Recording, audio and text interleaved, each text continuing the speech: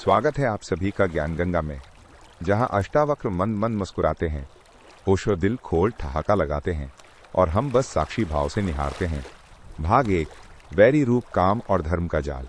मित्रों, हम सबने सुना है कि काम यानी वासना शत्रु है और धन यानी अर्थ अनर्थ का मूल है। लेकिन क्या कभी सोचा है कि जिसे हम धर्म कहते हैं वो भी इन दोनों का ही कारण हो सकता है? अष्टावक्र आज एक ऐसा क्रांतिकारी सूत्र देते हैं जो हमारे तथाकथित धर्म की जड़ों को हिला देता है।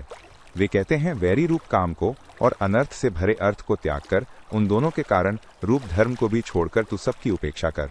ये बड़ी अजीब बात लगती है। धर्म को छोड़ दें, लेकिन क्यों? क्योंकि तुम्हारा धर्म भी तो किसी चाह, किसी तृष्णा से ही पैदा होता है। मुझे स्वर्ग चाहिए, मुझे मोक्ष चाहिए, मुझे पुण्य कमाना है, ये भी तो कामना ही है, ये भी तो अर्थ ही है। बस परलोक का अर्थ है। जब तक तुम कुछ भी चाह रहे हो तुम संसार में हो, और जब तक तुम पुण्य कमाने की कोशिश करोगे तुम्हें पाप करना ही पड़ेगा। बड़ा दान देने के लिए बड़ा धन कमाना पड़ता है और धन कमाने में पाप है। बड़ा मंदिर बनाने में ना मालूम कितनों की झोपड़ियां उजड़ती हैं। पुण्य और पाप एक ही सिक्के के दो पहलू हैं। अष्टावक्र कहते हैं, इस पूरे सिक्के को ही फेंक दे। भाग 2, संसार क्या है? तृष्णा का खेल। हम अक्सर सोचते हैं कि संसार बाहर है, ये दुनिया, ये लोग, ये रिश्ते नाते। हम सोचते हैं इसे छोड़कर जंगल चले जाएं तो सन्यासी हो जाएंगे। अष्टावक्र कहते हैं, यह तुम्हारी भूल है। संसार कोई जगह नहीं, यह तृष्णा की एक अवस्था है। यत्र यत्र भवे तृष्णा संसारम विद्धि तत्र वै। जहां जहां तृष्णा है वहीं वहीं संसार है, ऐसा जान। तुम जंगल में बैठकर भी अगर मोक्ष की तृष्णा कर रहे हो तो तुम संसार में हो, और तुम बाजार में रहकर भी यदि वीत तृष्ण हो गए, तुम्हारी सारी कामनाएं शांत हो गईं, तो तुम सन्यासी हो। ये दुनिया, ये मित्र, ये धन, ये घर, ये रिश्तेदार सब एक सपने की तरह हैं, एक जादू के खेल इंद्रजाल की तरह हैं जो 3-4 दिन टिकते हैं और खो जाते हैं। तुम सपने को सच मानकर उसके पीछे भागे जा रहे हो और दुखी हो रहे हो। जिस दिन ये अवलोकन से समझ आ जाता है उसी क्षण वैराग्य सज जाता है। भाग 3, वैराग्य का पका हुआ फल। लेकिन वैराग्य भी 2 तरह का होता है, माइनस कच्चा और पक्का, जिसे ओशो कहते हैं प्रौढ़ वैराग्य। कच्चा वैराग्य क्या है? तुमने किसी की बातें सुन ली, कोई शास्त्र पढ़ लिया और तुम्हारे मन में लोभ जग गया कि वैराग्य में बड़ा आनंद है, चलो हम भी वैरागी हो जाएं। ये वैराग्य खतरनाक है, ये तुम्हें बीच में अटका देगा। तुम संसार का अनुभव भी नहीं कर पाओगे और समाधि तक भी नहीं पहुंचोगे। पक्का वैराग्य, प्रौढ़ वैराग्य जीवन के अवलोकन से पैदा होता है।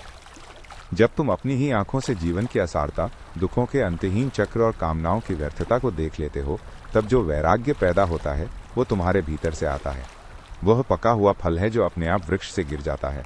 उसे किसी बाहरी प्रेरणा की आवश्यकता नहीं होती। भाग 4, बंधन और मोक्ष का सार।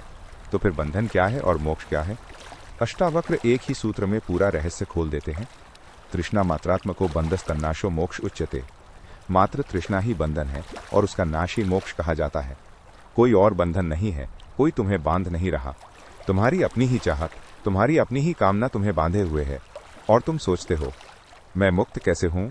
तुम मुक्त होने की भी कामना करने लगते हो, जो कि एक और नई तृष्णा है। कामना से मुक्त हो जाना ही मुक्ति है। जब कोई चाह नहीं रहती तब जो शेष रह जाता है वही आनंद है, वही मोक्ष है। संसार में असंग होकर किसी भी चीज से बिना आसक्ति रखे जो निरंतर आत्मभाव में स्थित है, उसे बार बार तुष्टि और परम प्राप्ति का अनुभव होता है। भाग अंतिम, ओशो का संदेश। अब तो उपराम कर। अंत में अष्टावक्र कहते हैं, कृतम न कति जन्मानि कायेन मनसा गिरा दुख माया सदम कर्म तद्याप्यु परम्यताम। कितने जन्मों तक तूने शरीर, मन और वाणी से दुख देने वाले और थकाने वाले कर्म नहीं किए? अब तो उपराम कर, अब तो रुक जा। उपराम बड़ा प्यारा शब्द है। इसका अर्थ है परम विश्राम। अब कुछ और मत कर। भोग भी कर लिया, त्याग भी करके देख लिया, पुण्य भी कर लिया, पाप भी कर लिया। अब इन सब कर्मों से थक कर बैठ जा। बस साक्षी हो जा। जो हो रहा है उसे होने दे। इस साक्षी भाव में, इस परम विश्राम में ही शांति है।